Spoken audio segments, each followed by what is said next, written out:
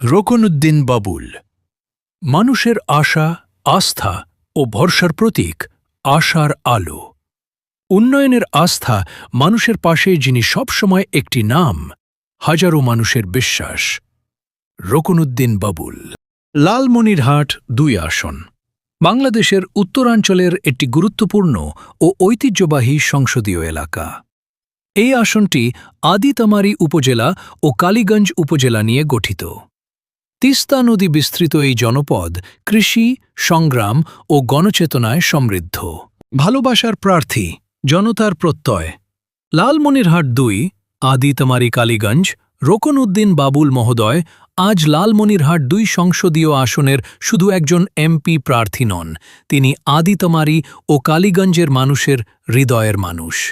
দীর্ঘদিন ধরে এই এলাকার সুখে দুঃখে পাশে থেকে তিনি অর্জন করেছেন জনগণের নিখাদ ভালোবাসা ও গভীর আস্থা।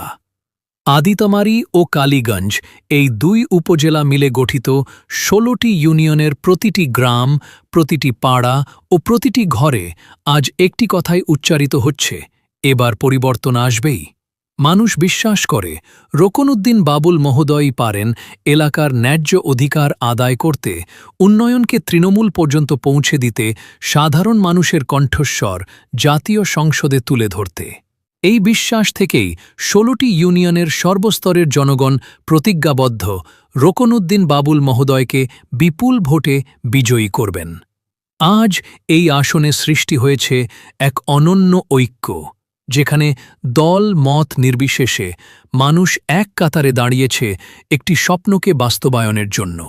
ভালোবাসা যখন শক্তি হয়, ঐক্য যখন প্রতিজ্ঞা হয়, বিজয় তখন অনিবার্য।